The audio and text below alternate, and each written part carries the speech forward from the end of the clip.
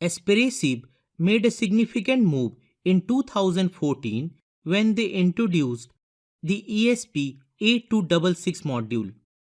ESP8266 was a low-cost and low-power IoT module which combines a microcontroller and Wi-Fi connectivity.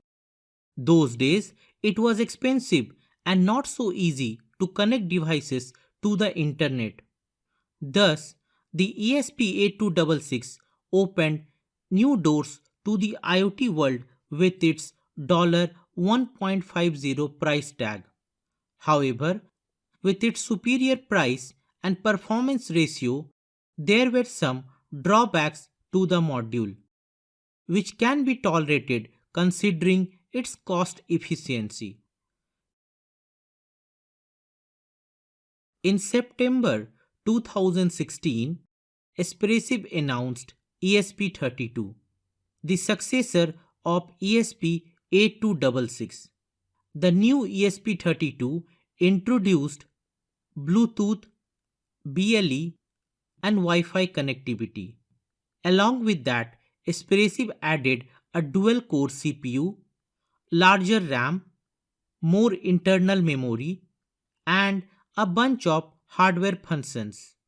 The resulting system was powerful to answer the needs of modern IoT devices when we think of security, performance, energy efficiency, and physical dimensions.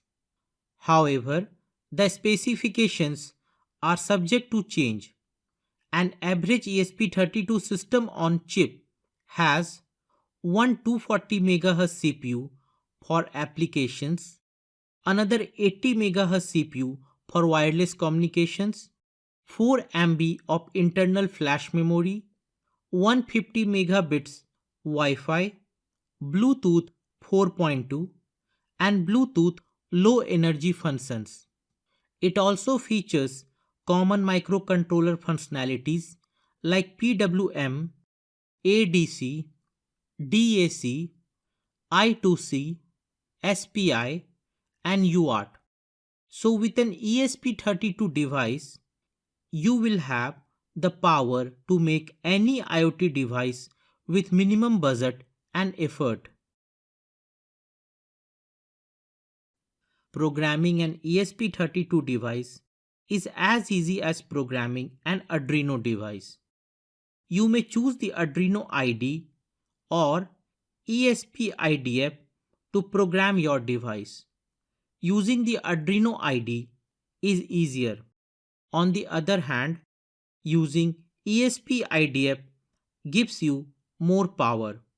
Accordingly, if you are a beginner or hobbyist, starting with Arduino IDE will make you more comfortable.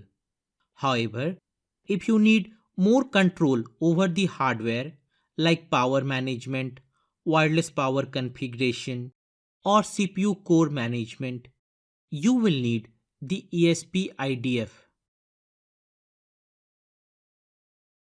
There are many forms of ESP32 devices, which are prototyping hardware, modules, and ICs.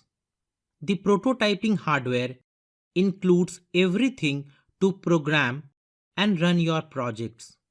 It is generally for learning and hobby projects. On the other hand, modules and ICs are made for production purposes. So, you will need to design your circuit and add supporting components. Most ESP32 modules include an onboard antenna, filter capacitors, and a metal shield for EMI protection. They are already FCC certified. So, using ESP32 modules will speed up the time to market. However, if your product has a custom shape or requirements like a smartwatch, ESP32 IC will be suitable for you. In this case, you will be responsible for filtering, antenna design, and the certifications from the authorities. Whatever your need is, you will find a suitable ESP32 form easily.